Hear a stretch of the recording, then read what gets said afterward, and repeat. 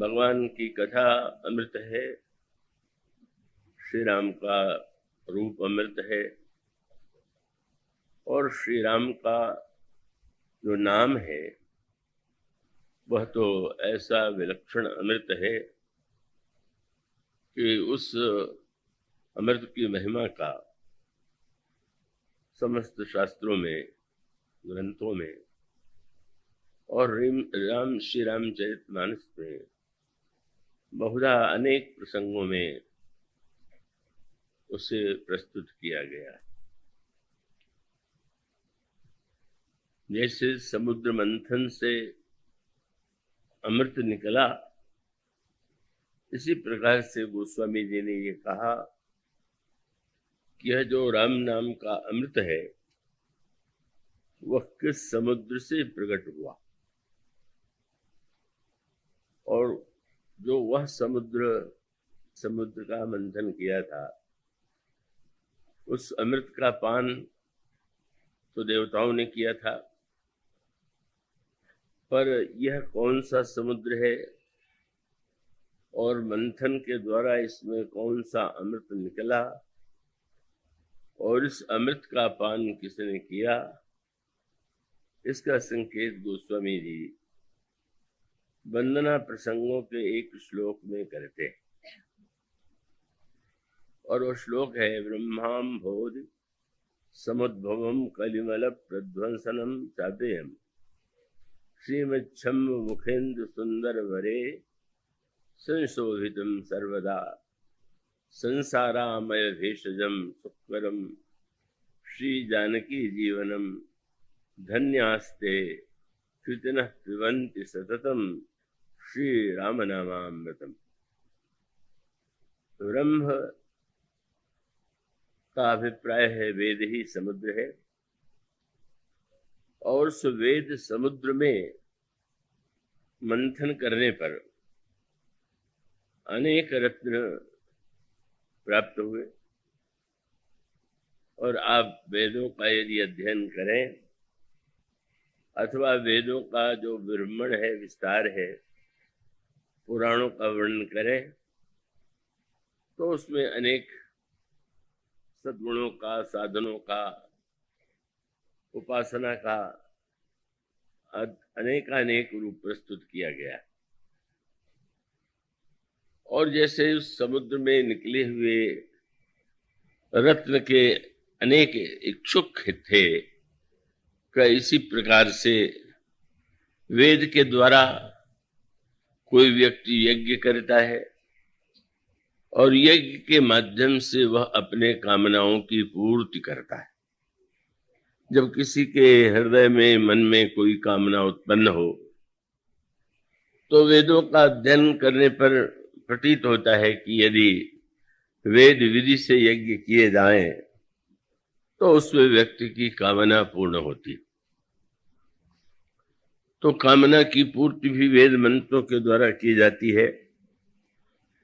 और जो वेद में वेदांत उपनिषदों के रूप में जो प्रतिपादन है, उसमें जो ज्ञान का दिव्य रूप है, तत्व ज्ञान का, वह व्यक्ति जो अधिकारी होता है उससे प्राप्त होता है।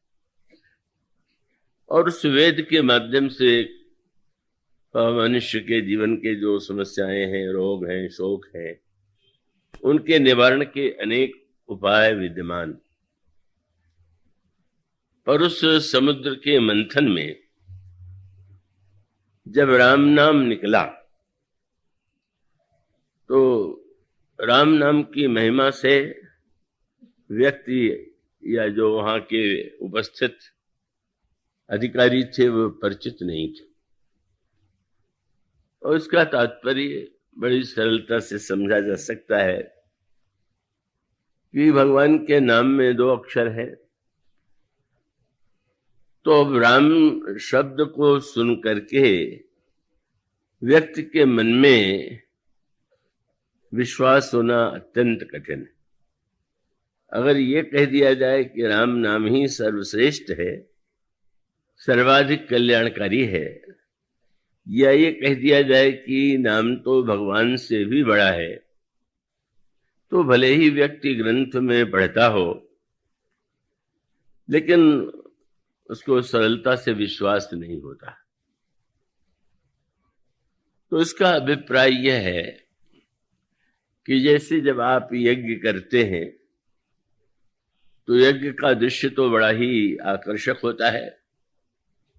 मंडप बना हुआ है, यज्ञ कुंड है और उसमें आहुति दी जा रही है, तिल, जव, चावल और घृत की मंत्रों का उच्चारण किया जा रहा है।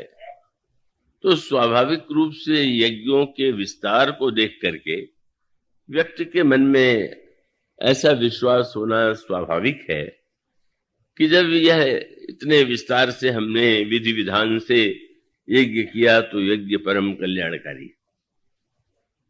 और इसी प्रकार से उपनिषद आदि का जो अध्ययन है, पुराणों का जो पाठ है, उसमें भी व्यक्ति का आकृष्ट होना बहुत कठिन नहीं। भगवान श्री राम के चरित्र और भगवान राम की कथा, भगवान राम के रूप का वर्णन पढ़ करके व्यक्ति को एक रस और आनंद की अनुभूति होती है और उस पर भी व्यक्ति विश्वास कर ही लेता है। लेकिन जब यदि उससे यह कहा जाए कि रामनामी समस्त साधनों की अपेक्षा श्रेष्ठ है, तो सुनकर के व्यक्ति को ये लगने लगेगा कि ऐसा कैसे संभव हो सकता है। तो इसका अभिप्राय यह है कि वस्तुतः राम नाम के साथ सबसे बड़ी समस्या यही है कि राम की महिमा चाहे जितने रूपों में प्रस्तुत की गई, पर व्यक्ति उस पर विश्वास नहीं कर पाता।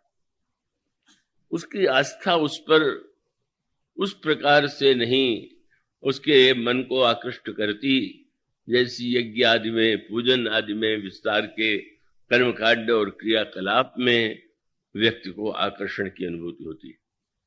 और ठीक है, उसका भी महत्व है, कर्मकांड का महत्व है, आहुतियों का महत्व है, यज्ञ के विधान का महत्व है। और यह राम नाम, मानो गोस्वामी जी ने इस श्लोक में संकेत किया कि जब वेद समुद्र का मंथन किया गया तो वो उसका विभाजन किया गया है, उसमें कितने मंत्र कर्मकांड से संबंधित हैं और कितने मंत्र ज्ञान से और कितने उपासना से, इस तरह से विचारकों ने उसका विभाजन किया। पर जब उसमें राम नाम आया तो लोगों ने बहुत बड़ी संख्या में मानो मंत्रों की महिमा को स्वीकार कर लिया। पर राम नाम जब निकला तो उसे किसने ग्रहण किया? जो अन्य व्यक्ति थे वो विश्वास कर नहीं पाए, आकृष्ट नहीं हो पाए। तो भगवान शंकर से पूछा गया कि समुद्र मंथन में आप क्या लेंगे, आपको कौन सा रत्न चाहिए? तो शंकर जी ने कहा कि बस राम नाम मुझे दे दीजिए और अन्य सारा जितना कर्म ज्ञान और उपासना के मंत्र हैं आप उसे ले लीजिए। तो स्वामी इसीलिए कहते हैं ब्रह्माम बोधि समुद्भवम कलिमल प्रध्वंसनम चाव्ययम।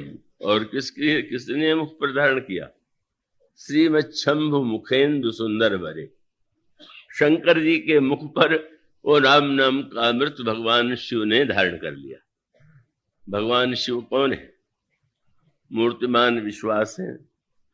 और इसका अभिप्राय है कि अन्य साधनों में विश्वास में व्यक्ति के लिए कुछ सुविधा है, पर राम नाम पर विश्वास तो जो साक्षात अखंड भगवान का दिव्य रूप है और जो भगवान शिव है वही उस राम नाम की महिमा से परिचित है और उन्हीं ने उस नाम को मुख में धारण कर लिया।